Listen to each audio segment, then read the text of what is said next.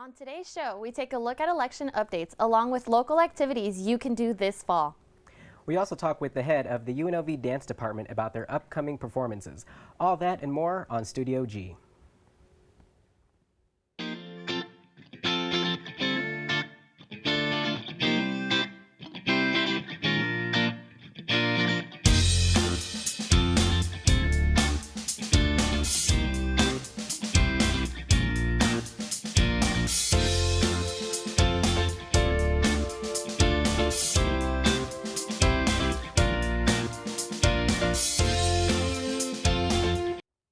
Good afternoon, Rebels. Welcome to Thursday's show of Studio G, the news made for the Rebel in you. I'm Jessica Corona. And I'm Anthony Ramos.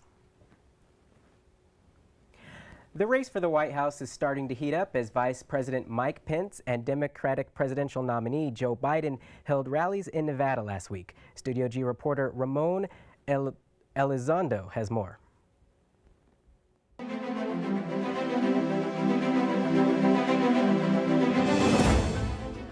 With just 20 days to go until the election day, the race for the White House overheats as Vice President Mike Pence and Democratic presidential nominee Joe Biden stopped in Nevada last week. They both brought their proposals and attacks to each other's campaign's policies. In Boulder City, Nevada, Mike Pence criticized Biden's police reform policy. The truth of the matter is, Joe Biden would double down on the very policies that have led to violence in America's cities. When you suggest that you're going to reduce support for those who serve and protect, you only embolden those who would do harm to our families. On the other side of the aisle, former Vice President Joe Biden talked about how Donald Trump ignored the coronavirus pandemic.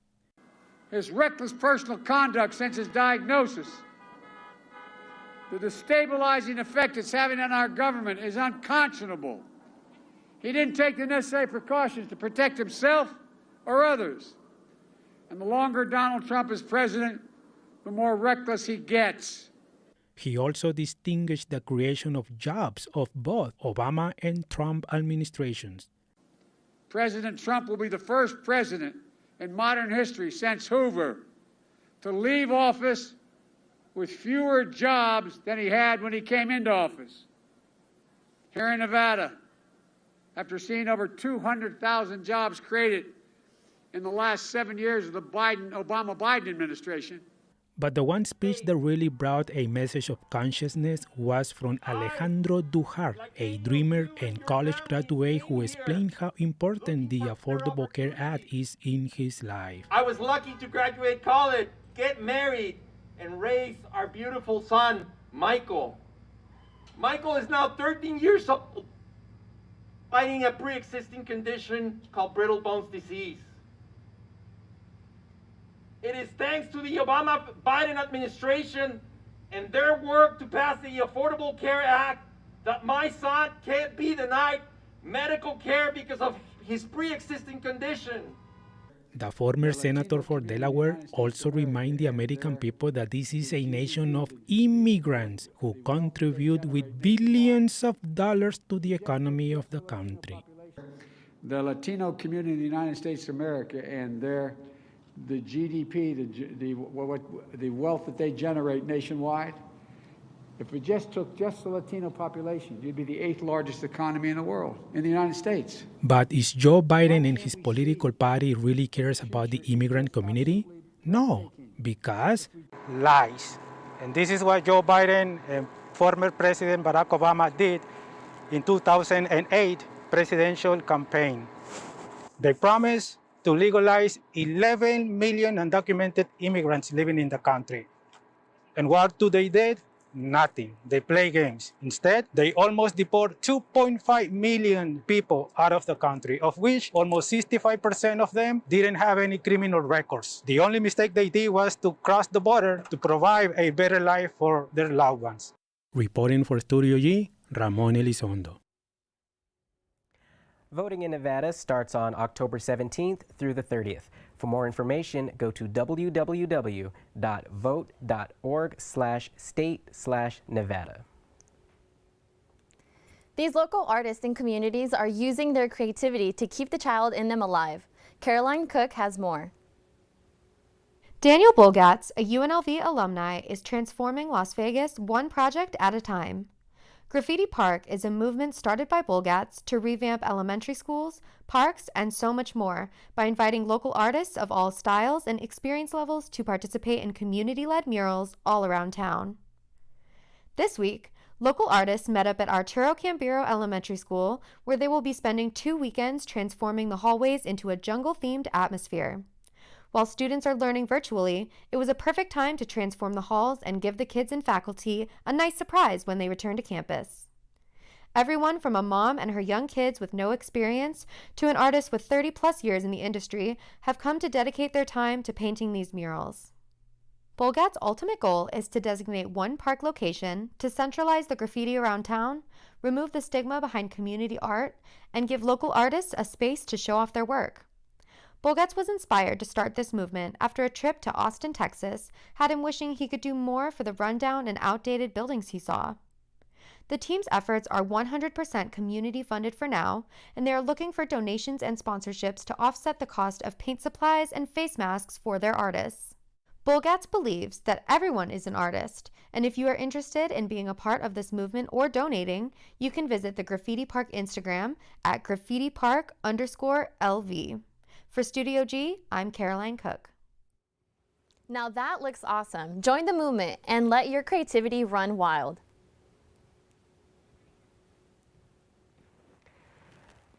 Despite the COVID-19 pandemic, UNLV's dance department is still in full effect. Joining me now is Louis Kavoris, the chair of the Department of Dance. Good afternoon. How's it going today? Great. Thank you for inviting me. This is wonderful. Yes, awesome. So let's talk a little bit about you and how you're teaching the dance program. So I know you have a lengthy record of teaching dance across the world, from Texas State University to Liverpool Institute of the Performing Arts, which I actually thought was really unique. What has the transition been like for you, going from in-person teaching to the virtual teaching?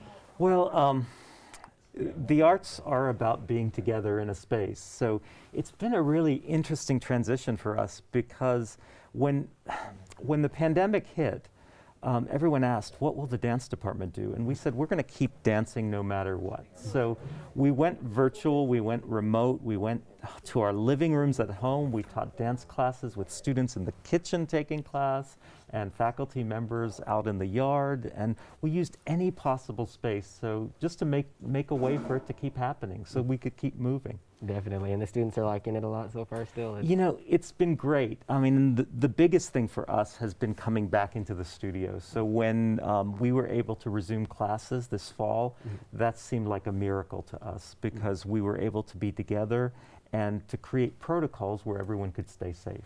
Right.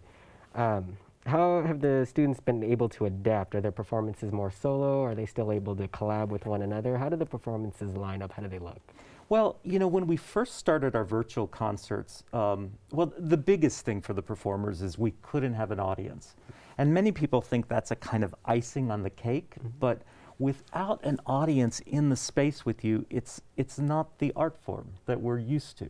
Right. That we need that audience to be the final piece of the puzzle so that it all comes together. Students have been incredible, because what they've done is they've focused on creating dances in their living rooms, creating dances. I had some students that took all of the furniture out of the living room so that they could just create a space.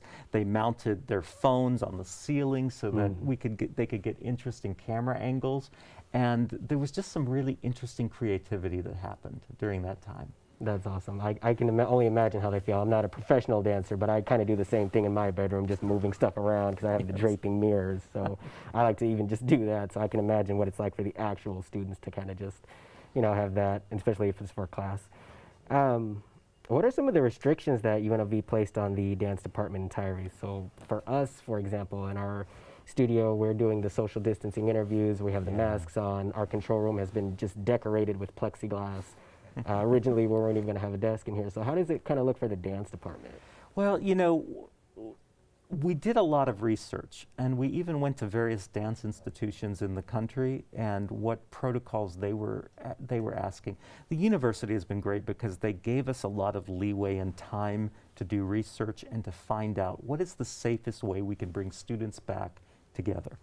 And what we came up with were cleaning protocols, distancing protocols. Students have to wear masks the whole time. Students have to stay 6 feet apart. You know, we have to be careful in our discipline because we breathe a lot. Right. You know, and we exhale a lot. So it's been really interesting just having to find ways of doing that. Sanitizing has been, we have used so much sanitizer, not only hand sanitizer, but we've sanitized the floors, we've sanitized the ballet bars, we sanitize every place that a student touches during a dance class, even with their feet. We want to, between classes, clean the space and have a really safe environment. There have been some other protocols too where there's some aspects of our dance craft that we haven't been able to do. We can't partner and lift each other, and we're used to doing that as part of our discipline of carrying each other, touching each other,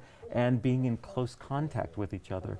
So it's been difficult, but the thing I always say is artists find a way. They find a creative way to deal with any possible situation, and they rely on each other, and they have done some miraculous and creative things. Right, that's actually wonderful. They're resilient to anything, any kind of changes that's going on, and that's really important.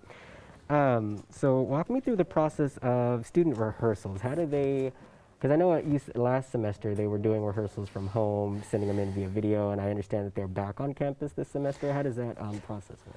They're back on campus and they're choreographing with other people. A lot of performances last spring were solos. And that was the safest thing anyone could do at the beginning of the pandemic, was just to quarantine and to dance alone and work on solo work. Now they're working with others. Some of the cast size is smaller. I mean, I have some students that would like 20 people in their dance, and we've reduced that, so they now have number of 6 to 8 people, that they really keep distance with everyone. And then you have to be careful how you travel through the space. And how you keep everyone distanced the whole time during that process. And they follow the same protocols during performances or during rehearsals of cleaning the space, sanitizing the space, and also ensuring that if you don't feel well, you don't come to rehearsal. Okay. So just a couple, do you have any advice for high school students that are trying to get into dance right out of school? Because I know it's going to be a little challenging with the whole pandemic, but how are they, any advice that you want to give them? You know, I think the biggest, you know, it is a difficult time, it's a challenging time, but it's also a time where your creativity will get you through all of everything that's happening in the pandemic. And I'm really hopeful because I wasn't alive at the Spanish flu pandemic, but after that pandemic and the war, the arts flourished. They went crazy. Jazz music was birthed. Modern dance happened and was birthed.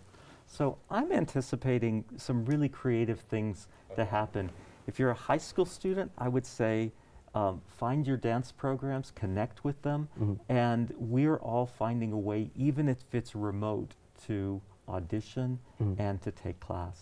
Okay. And then lastly, I know you guys have an upcoming performance in November. Is that virtual or is that going to be live? Well, we have a virtual concert that drops this Friday on YouTube at 7:30 on the UNLV Dance YouTube page. And then we have another one November 19th with students work. And it is just fantastic. November 19th, 7:30, UNLV Dance YouTube channel. All right, awesome. Well, thank you for being with us today. Thanks for having me. All right, to find out more about UNLV's Department of Dance, including performance dates and locations, visit unlv.edu/dance. You can also follow performances on their YouTube channel. Let's toss it back over to Jessica at the desk for some more news. Thank you, Anthony. Slowly but surely, different places in Las Vegas are back in business. This nostalgic attraction is one of them. Triana Gondo tells us where. With weather cooling down, what perfect way to get outside by visiting the reopening of the Springs Preserve. An iconic environmental attraction to the Las Vegas desert is back, but a little differently. After a temporary closure, Springs Preserve is back in bloom with new health and safety measures like required face coverings and social distancing protocols. Visitors can enjoy different outdoor activities and attractions, including the botanical gardens, guided tours, trails, train rides, and grabbing a bite to eat at the Divine Cafe. Visitors can also check out the Nevada State Museum, open on the weekends, exclusive only to Springs Preserve members. The outdoor natural areas of the complex is open Thursday through Monday, 8 a.m. to 4 p.m. for just $5 for adults. Adventure is out there, and Springs Preserve is the place to be. For Studio G, I'm Triana Gondo. Be sure to check out Springs Preserve to become one with nature while also practicing social distancing. Speaking of getting outside, are you looking for the perfect activity to get you into the fall spirit? This longtime local spot is back. Marlene Sarkisian has more. The Las Vegas community has enjoyed Gilmour Orchard for over 50 years now, and 2020 is no exception. The orchard is helping the community keep its fall spirit alive, all while keeping guest safety in mind. With no parking charge and no entrance fee, Gilmour Orchard is the place to be. This pumpkin season is unlike any other at the orchard. Due to the spread of COVID-19, there's plenty of noticeable changes that have been put in place to keep all guests safe. Everyone who visits is required to wear a mask and maintain social distancing while they're at the farm. And with over 900 acres of vegetation, there should be no problem doing so. At the farm, you can find anything from cucumbers, zucchini, and pumpkins to things like sunflowers and squash blossoms. Each section of produce is labeled with the name of the item and price so that people picking can easily find what they're looking for. They also offer free wheelbarrows to visitors so they can pick as much produce as they want. All they have to do is pay by the pound when they leave. One thing that Vegas Valley residents visit the orchard for is their famous apple cider donuts, accompanied with their famous cinnamon cream cheese frosting. Visitors new and old come just for the chance to get their hands on the freshly baked goods. They also sell things like caramel apples, apple cider pints, and kettle corn, all grown and made with love, right on the farm. It's the perfect place to visit to spend time with loved ones while also enjoying fall in Las Vegas. Gilmour Orchard is a family-owned farm that's open to the public Tuesday, Thursday, Saturday, and Sunday from 7 a.m. to 2 p.m. It's the perfect place to visit to get in the fall spirit. Reporting for Studio G, I'm Marlene Sarkisian. Be sure to check out Gilmour Orchard just in time for pumpkin season. And with it being pumpkin season means cooler weather. Let's send it over to Jessica to see what's shaping up. Good afternoon, Las Vegas. On today's weather, we have a high of 84 with a visibility of 10 miles. We have winds at 11 miles per hour with a humidity of 12%. This afternoon, we have a weather of 84 degrees, highs of 91 and lows of 63 with sunny skies. Tonight, clear skies at 65 degrees with slight wind at 8 miles per hour. And right now, we have Centennial, Summerlin, Southern Highlands, and Green Valley all at 81 degrees. North Las Vegas is at 84 along with Nellis. Henderson is at 83 and Boulder City at 82. The 5-day forecast, we have Friday 88 degrees and lows of 61. Saturday and Sunday we have highs of 91 with lows of 63. Mondays is highs of 90, lows of 61, and Tuesdays 88 with lows of 59. That's all the weather I have for you today. Now let's toss it over back to Anthony at the desk. Now on to a term we've probably heard a lot, Karens. They're known to themselves as fierce debaters and what they should feel the world should be like. And to the world itself, they're just a big inconvenience. I speak of experience. Studio G reporter and former service worker Alan Barber has more on how these people are affecting the public.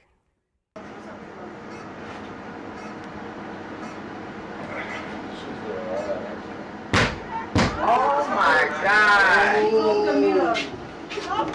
Karens, America's favorite complainer and a logical thinker in the retail and service industry. I can remake it if you want.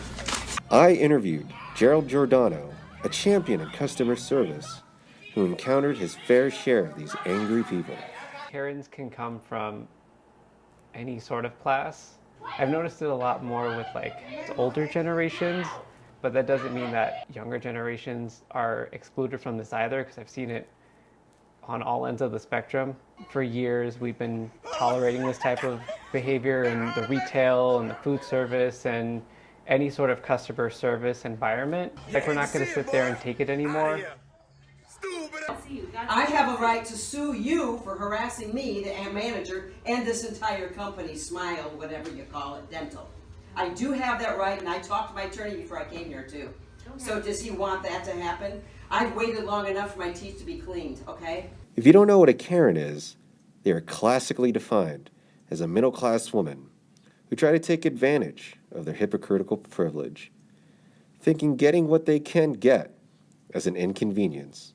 I know the phrase is always the customer's always right, except when they're not. And the fact that I can go home at the end of the day and sleep well, and know that when they go home, they're still going to be upset over whatever I did that made them mad. They're going to be at home, going to sleep, knowing that I made them mad, while I will be at home, asleep, sleeping like a baby, not basically pretending that they don't exist and they're not in my life anymore. Go ahead, get my tag. Get my tag, Karen. My name is not Karen. Reporting for Studio G, I'm Alan Barber. So be wary when you encounter a Karen, because they can strike anywhere, any day, anytime. And they walk among us, looking like regular people, speaking of regular people. Let's send it over to Derek for our weekly entertainment rundown.